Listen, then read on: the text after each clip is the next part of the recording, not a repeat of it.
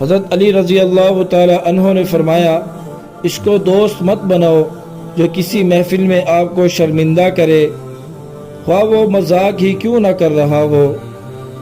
اگر تم اس وقت مسکرا سکتے ہو جب تم پوری طرح ٹوٹ چکے ہو، تو یقین جانو دنیا میں تمہیں کبھی کوئی نہیں توڑ سکتا۔ آنسو کا ہر قطرہ دنیا کی ہر چیز سے زیادہ مہنگا ہے، لیکن کوئی اس کی قیمت اس وقت تک نہیں جان سکتا جب تک وہ اس کی اپنی آنکھوں سے نہ نکلے۔ ساری دنیا کے سارے لوگ تجھے اپنے فائدے کے لیے چاہتے ہیں، صرف تیرا رب ہی ہے جو تجھے تیرے فائدے کے لیے چاہتا ہے۔ حضرت علی رضی اللہ تعالی عنہ نے فرمایا، انسانیت بہت بڑا خزانہ ہے، اسے لباس میں نہیں انسان میں تلاش کرو۔ صبر کی دو صورتیں ہیں، جو ناپسند ہو اسے برداشت کرنا، اور جو پسند ہو اس کا انتظار کرنا۔ لوگوں سے یاد نہ کرنے کا شکوہ مت کر، کیونکہ جو انسان اپنے رب کو بھول سکتا ہے وہ سب کو بھول سکتا ہے۔ جو لوگ اپنی دنیا سنوارنے کے لیے دین سے ہاتھ اٹھا لیتے ہیں تو خدا اس دنیاوی فائدے سے کہیں زیادہ ان کے لیے نقصان کی صورتیں پیدا کر دیتا ہے۔ حضرت علی رضی اللہ تعالیٰ عنہ نے فرمایا، جب تم کسی کو اکیلا دیکھو تو سمجھ جاؤ کہ وہ ایک سچا انسان ہے، کیونکہ بھیڑ ہمیشہ منافق کے ساتھ ہوتی ہے۔ جس آدمی کی زبان خراب ہو جاتی ہے اس کا نصیب بھی خراب ہو جاتا ہے۔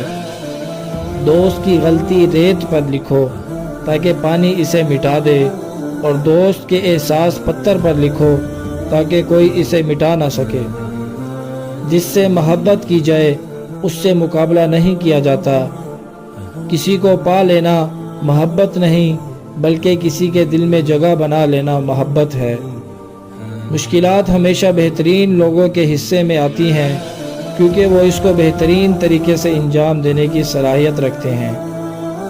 کسی کا ظرف دیکھنا ہو تو اسے عزت دو، فطرت دیکھنا ہو تو اسے آزادی دو، نیت دیکھنی ہو تو اسے قرض دو، خصلت دیکھنی ہو تو اس کے ساتھ کھانا کھاؤ، صبر دیکھنا ہو تو اس پر تنقید کر کے دیکھ لو، خلوص دیکھنا ہو تو اس سے مشورہ کر لو۔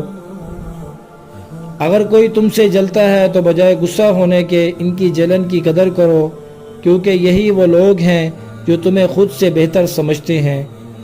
حضرت علی رضی اللہ تعالیٰ عنہ سے کسی نے پوچھا، اگر کوئی اپنا ہمیں بھول جائے تو کیا کیا جائے؟ شیر خدا نے فرمایا، کوئی اپنا ہو تو وہ کبھی نہیں بھولتا، اور جو بھول جائے وہ اپنا نہیں ہوتا۔